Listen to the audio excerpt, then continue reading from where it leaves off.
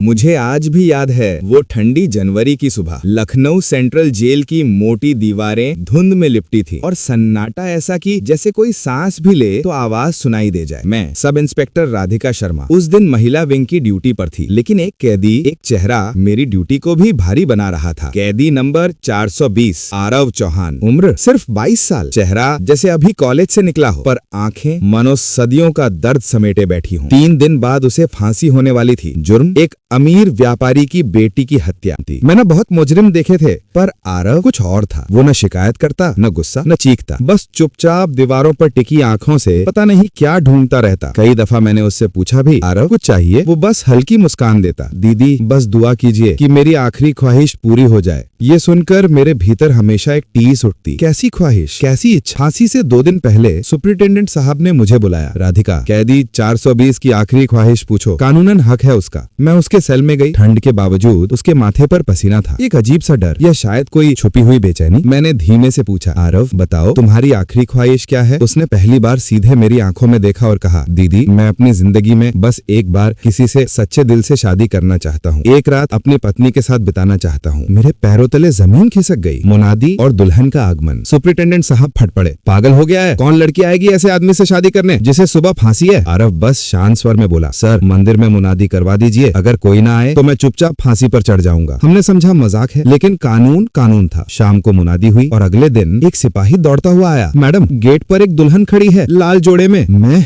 हैरान रह गई। सिया का परिचय। द्वार पर 19-20 साल की लड़की खड़ी थी, चेहरा घूंघट में, पर आंखें अजीब सुकून, जैसे कोई युद्ध लड़कर लौटी हो। सुपरिटेंडेंट ने पूछा, बेटी नाम? उसने घूंघट उठाया, सिया। मैं अपनी मर्जी से आरव से शादी करने आई हूँ। हमने लाख समझाया, कल सुबह ये मर जाएगा, तुम विधवा हो जाओगी। सिया मुस्कुराई, अंकल मैं पहले ही विधवा हूँ। मेरी जिंदगी जिसने छीनी थी वो आरव नहीं था, फिर भी सजा उसे मिली है। मैं उसका कर्ज चुकाने आई हूँ। शाम को जेल के छोटे मंदिर में 7 फेरे हुए। जेलर, गार्ड, पंडित सब गवाह थे। सिया ने अपना मंगलसूत्र आरव को पहना दिया। आरव की आंखों से पहली बार आंसू बहे। रात को दोनों को एक विशेष सेल में छोड़ा गया। मैं बाहर पहरा दे रही थी। अंदर कभी फुसफुसाहट, कभी हल्की हंसी, फिर सब खामोश। सुबह की चीख और सिया का भागना। सुबह 4 बजे एक तेज चीख ने पूरी जेल हिला दी। मैं दौड़ी। सिया दरवाजे पर खड़ी थी, कांप रही थी। मैंने गुस्से में कहा, क्या हुआ? अपनी मर्जी से आई थी ना? सिया फुसफुसाई, मुझे बाहर निकालो। मैंने दरवाजा खोला, वो बाहर निकली और बिना पीछे देखे चली गई। सेल का सच, अदला बदली। 6 बजे फांसी का वक्त हुआ। सेल खोला गया और जो देखा जेल का इतिहास कभी नहीं भूलेगा। जमीन पर दूल्हे के कपड़ों में सिया बेहोश पड़ी थी और लाल जोड़े में आरव गायब था। हाँ, सिया ने उसके कपड़े पहने थे और आरव सिया बनकर जेल से निकल गया था। होश आने पर सिया शांत थी, मुस्कुरा रही थी। मैंने चीख कर पूछा, तुमने धोखा दिया, आरव भाग गया। सिया ने मेरी आंखों में देखते हुए कहा, नहीं दीदी, वो भागा नहीं, वो सच साबित करने गया है। फिर उसने वो राज बताया जो किसी को नहीं पता था। उसकी बड़ी बहन प्रिया, जिसके कत्ल का इल्जाम आरव पर लगा था, उसे 3 अमीर लड़कों ने नशे में धुत होकर मार डाला था। आरव ने तो बस